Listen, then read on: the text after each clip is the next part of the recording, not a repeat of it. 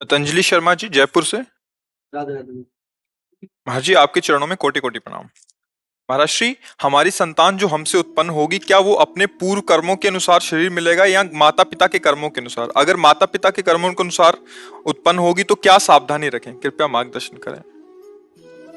वो तो आएगा अपने ही कर्मों से, पर उसमें दुख और सुख का अनुभव तुम्हारे कर्म उसमें सम्मिलित होंगे। अगर आपने पूर्व में जो जीव पुत्र रूप में आ रहा है उसके साथ अभद्र कर्म किए हैं, तो आकर के जीवन भर आपको जलाएगा, आपको दुख देगा। और आपने भद्र माने मंगलमय कर्म किए हैं, तो जीव पुत्र बन के आएगा, तुम्हें सुख प्रदान करेगा। अब यदि इस समय भजन कर लो भगवान का, तो तुम उसके भी भाग्य को बदल सकते हो और अपने भी भाग्य को बदल सकते हो। ये भजन ही एक ऐसा कर्म है जो सब सुधार देता है। मार्कंडेय ऋषि के पिता महाराज मृकंड ने देखा, बहुत ज्योतिषाचार्य थे, कि 5 वर्ष में मेरे पुत्र की आयु खत्म है, मर जाएगा।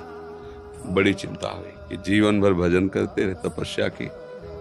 पहले प्राय हम सब ऋषियों की ही संतान हैं, रहते गृहस्थ में थे, पर पूर्ण ऋषि तपस्वी मुनियों की तरह हम सब ऋषियों की संतान हैं। जब गोत्र पूछा जाए तो देखो, नहीं बोलते भरद्वाज गोत्र, याज्ञवल्क्य, हम सब ऋषियों की संतानें हैं। हाँ, तो उनको लगा कि कैसे क्या कर सकते हैं कि 5 वर्ष के बाद ये बालक जीवित बना रहे। अब पिता का कर्म शुरू हो रहा है। पूर्व संयोग इतने ही वर्ष का था, अब उनका नया कर्म काम कर रहा है। उन्होंने विचार किया, भगवान के भक्तों और संतों में विशेष सामर्थ्य है।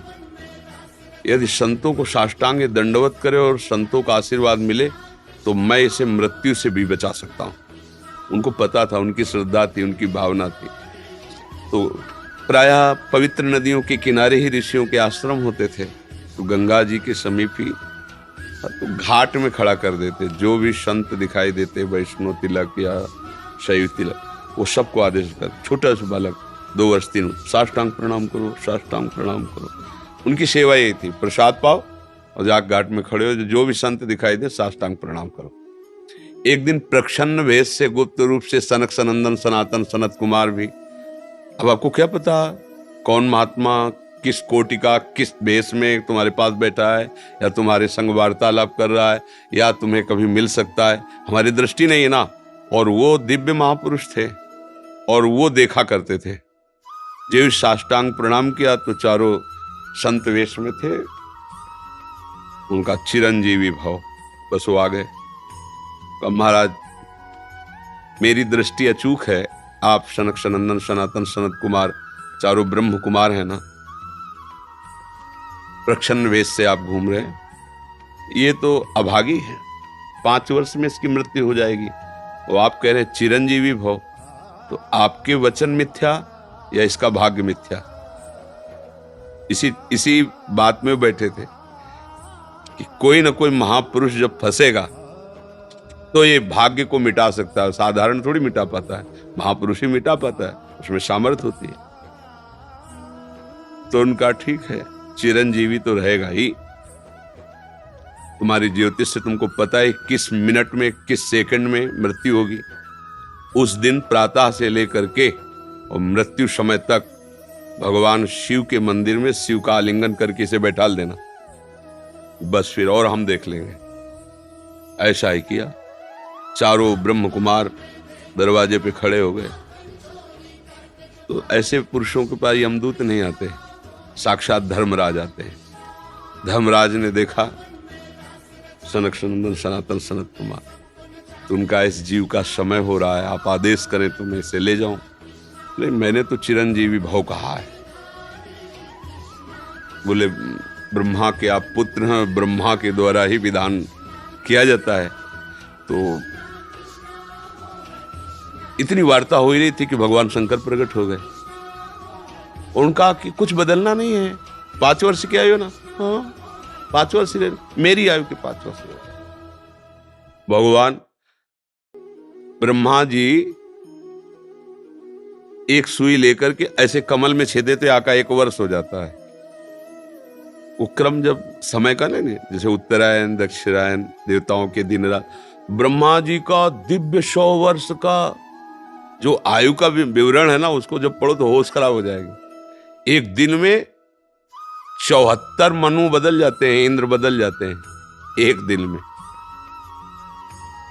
और भगवान का समय, वो जो ब्रह्मा जी का समय, निमेष, पलक झपकना, इतने ब्रह्मा की पूरी आयु हो गई। 5 वर्ष उनके, आज तक मार्कंडेय जी जीवित है, उनको चिरंजीवी ऋषि कहा गया है मार्कंडेय जी का। अगर पिता भगवान का भजन करे तो अपने भाग्य और पुत्र के भी भाग्य को बदल कर जैसा चाहे वैसा कर सकता है। भावी मेट सके त्रिपुरारी। अगर भजन बल है तो फिर आनंद ही आनंद है, नहीं तो दोनों के कर्म संयोग से ही संयोग बनता है। वो तो मान लो पुत्र रूप में आ रहा है, अभी हमारा आपका पूर्व जन्म का कोई संयोग, तो आपको देखते ही चिढ़ पैदा हो जाएगी। आप ऐसे वचन बोलेंगे कि मेरा हृदय जलने लगे, ये आदमी क्यों आया हमारे सामने? वो हमारा कर्म है जो आपको भी जला रहा है, मेरे को भी जला रहा है, दोनों में द्वेष पैदा कर रहा है। और अगर अच्छा देखते ही ऐसा लगा कि मानो हमने बहुत समय से अपने प्रियजन को बाद में देख, ऐसा लगता है ये तो हमारे बहुत प्रिय, और देखकर आनंद है, आप जाओगे खुशी हुई, हमारा खुशी हुई, क्या हुआ? कर्म ही सबको दुख सुख देता है और कुछ नहीं। अगर कर्म को कोई मिटा सकता है तो भगवान का भजन मिटा सकता है दूसरा नहीं। खूब प्रभु का आश्रय लेकर के उनकी लीला गायन करो, नाम जप करो, सब ठीक हो जाएगा। और गर्भस्थ शिशु को भगवत चर्चा सुनानी चाहिए, उससे प्रभाव पड़ता है। जैसे माँ गर्भवती है तो चाहिए कि स्वयं स्वाध्याय करे, या फिर परिवार के जन कथा कह रहे हो, चुपचाप शांति से बैठ के सुने और नाम जप करे, तो गर्भस्थ शिशु पर उसका प्रभाव पड़ता है। जैसे प्रहलाद जी जब कयाधु जी के गर्भ में थे तो नारद जी अपने आश्रम में लेकर के उनको भगवत चर्चा भक्ति का उपदेश किया, तो ऐसे महान भागवत 5 वर्ष में विश्व विजेता हिरण्यकश्यप को परास्त कर दिया। 5 वर्ष की आयु प्रहलाद जी की है और विश्व शक्ति संपन्न हिरण्यकश्यप परास्त कर दिया। अभिमन्यु जी गर्भ में ही थे, चक्रव्यूह का वेदन की क्रिया बताई तो 6 द्वार वेदने की क्रिया तक वो जगती रही, 7वें विश्व हो गई। तो फिर वो मतलब गर्भस्थ शिशु पर बाहरी चर्चा का प्रभाव पड़ता है, बाहरी आचरण का प्रभाव पड़ता है। यदि हम नाम कीर्तन, भगवत चर्चा, भगवत कथा वार्ता, उसमें भक्ति का अंकुरण हो जाएगा, गर्भस्थ शिशु में उसका प्रभाव पड़ जाएगा।